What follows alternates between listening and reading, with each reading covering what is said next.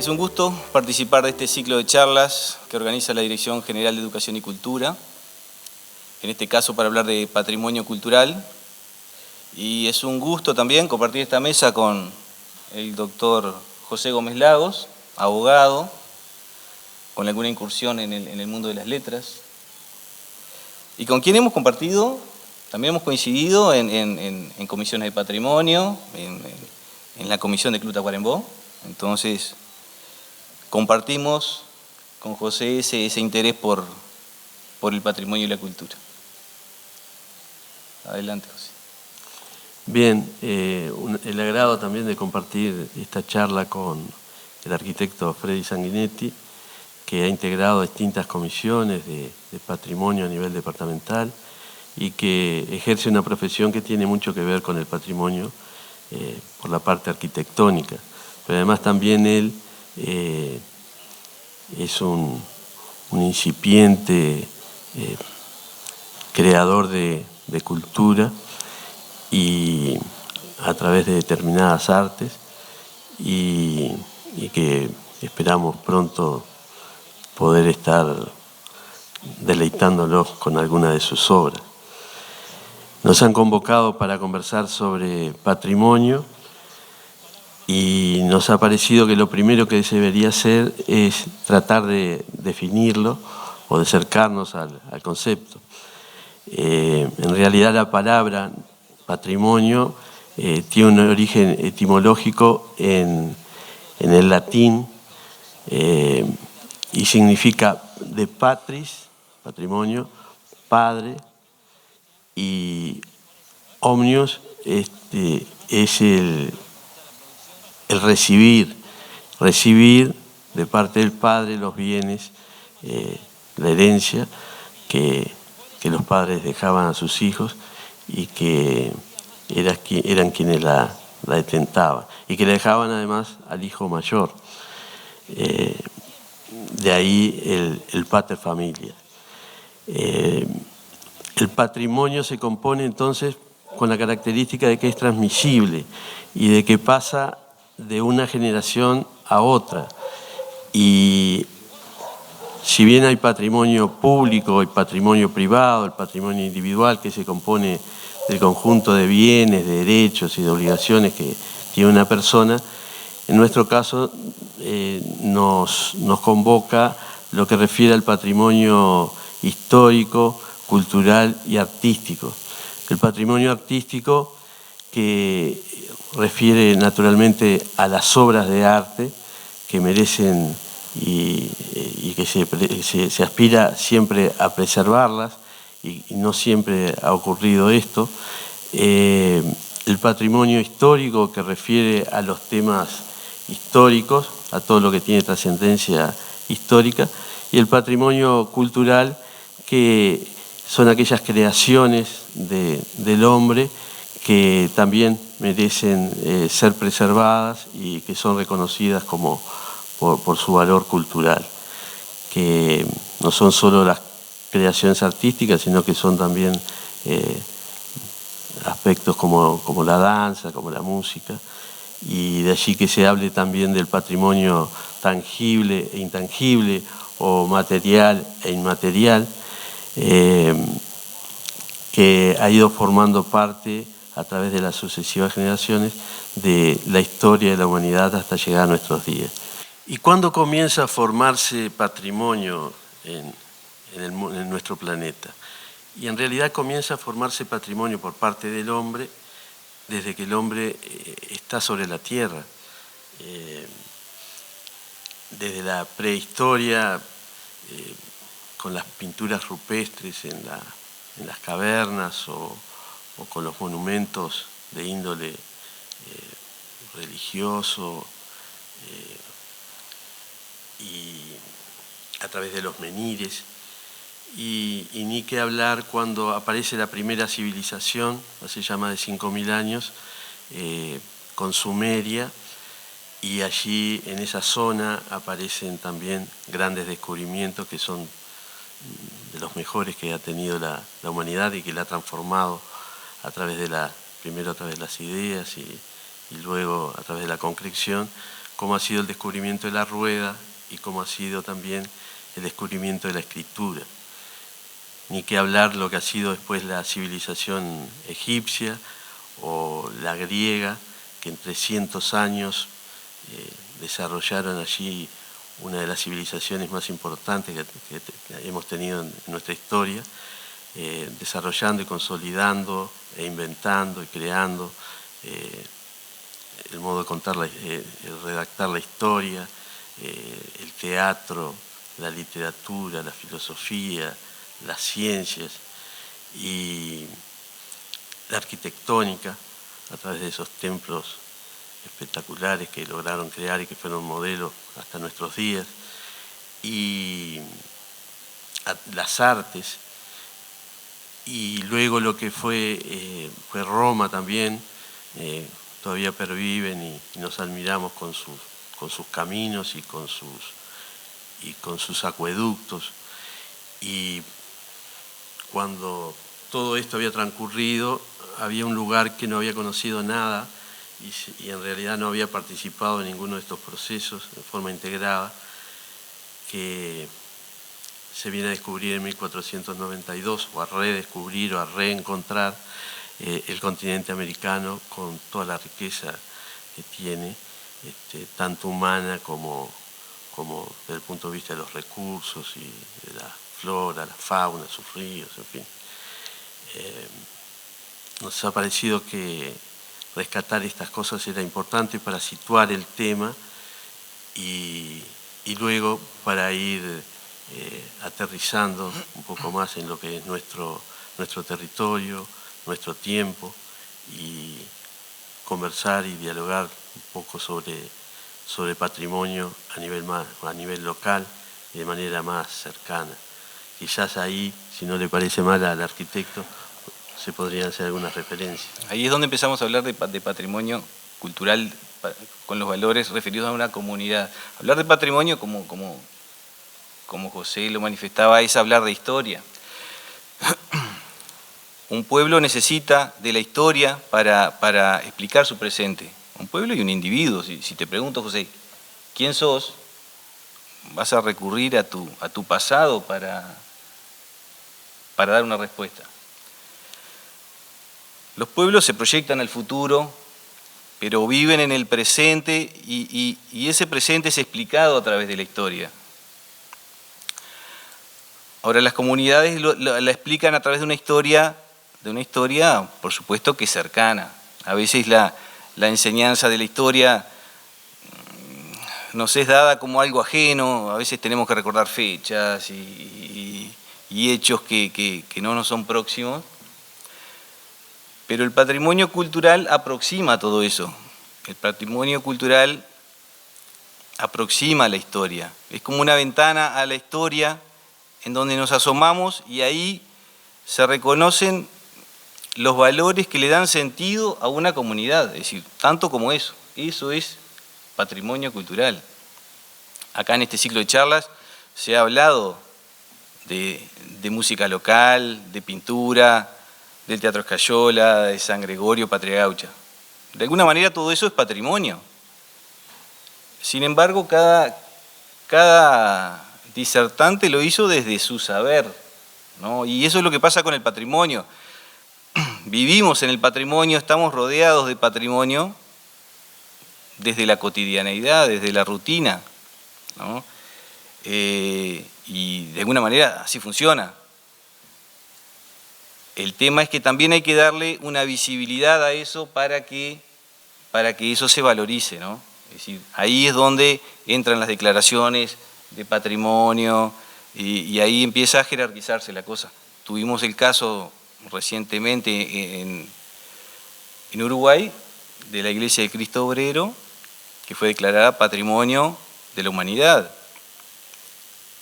Le hace muy bien no solo a esa obra, sino por defecto seguramente a toda la obra de Eladio Dieste. ¿Y qué le va a permitir eso? Le va a permitir ser visibilizada, ser valorada, ser mejor conservada y por supuesto ese legado va a llegar mejor a las futuras generaciones. Por eso las declaraciones de patrimonio sirven para eso, ¿no?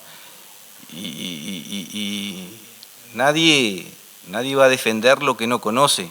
Entonces primero hay que conocerlo, primero hay que estudiarlo, hay que divulgarlo, darlo a conocer, y ahí las comunidades empiezan a apropiarse de las cosas, ¿no?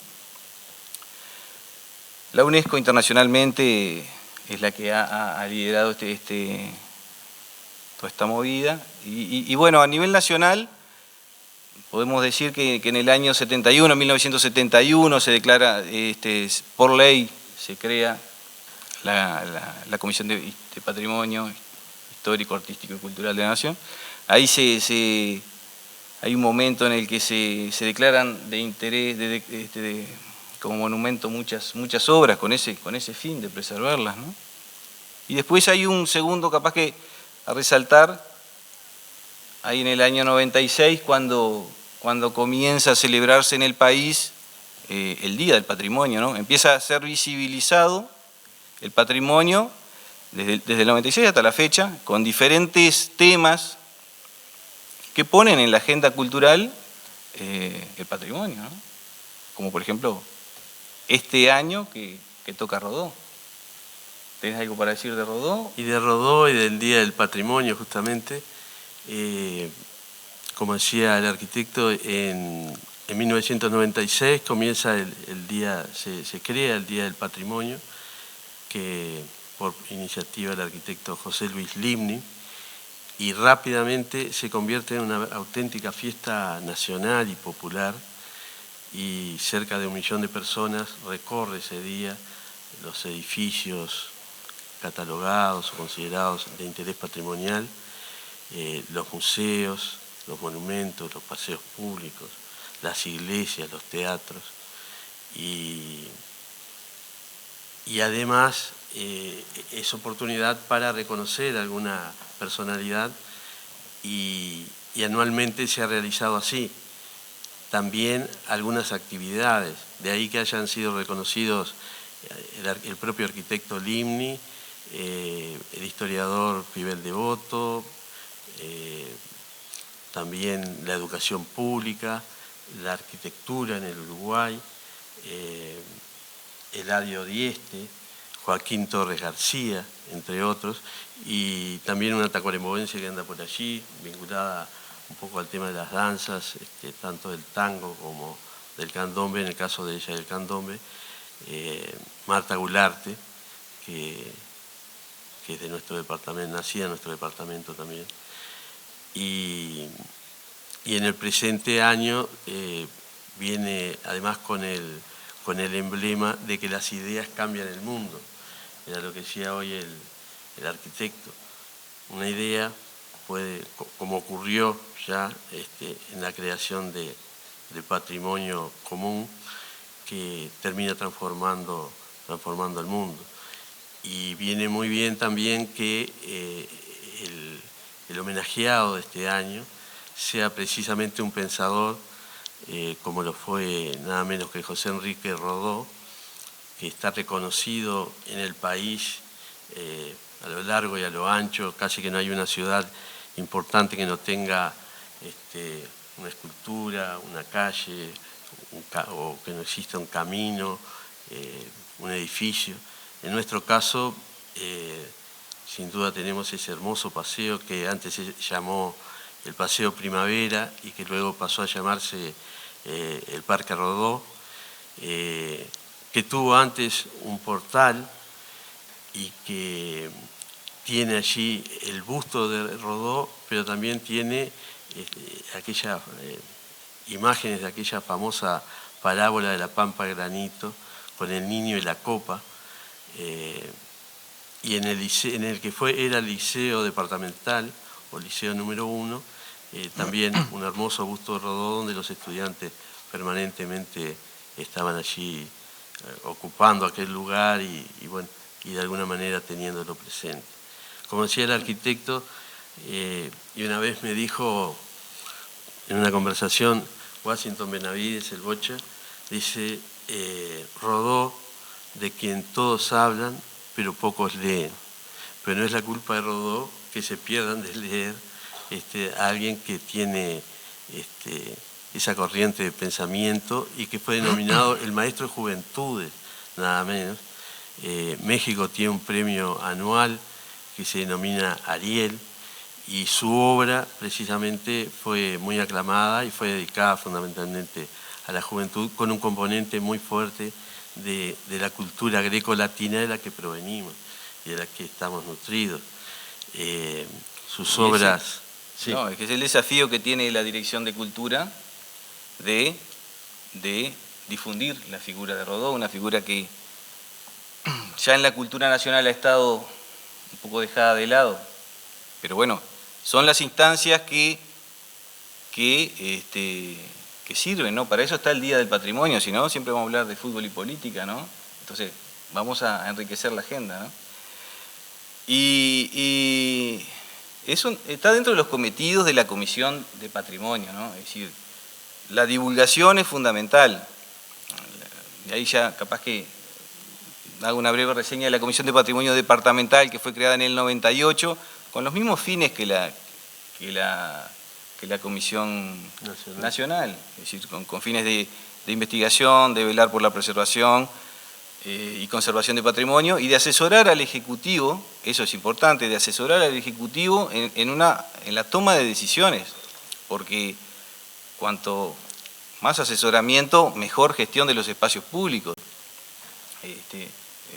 La Comisión ha tenido en todo ese periodo capaz que apoyos dispares, irregulares, con mayor apoyo, menor apoyo, más investigación, menor investigación, y ahí es donde, bueno, capaz que se ven esos resultados, ¿no? Es decir,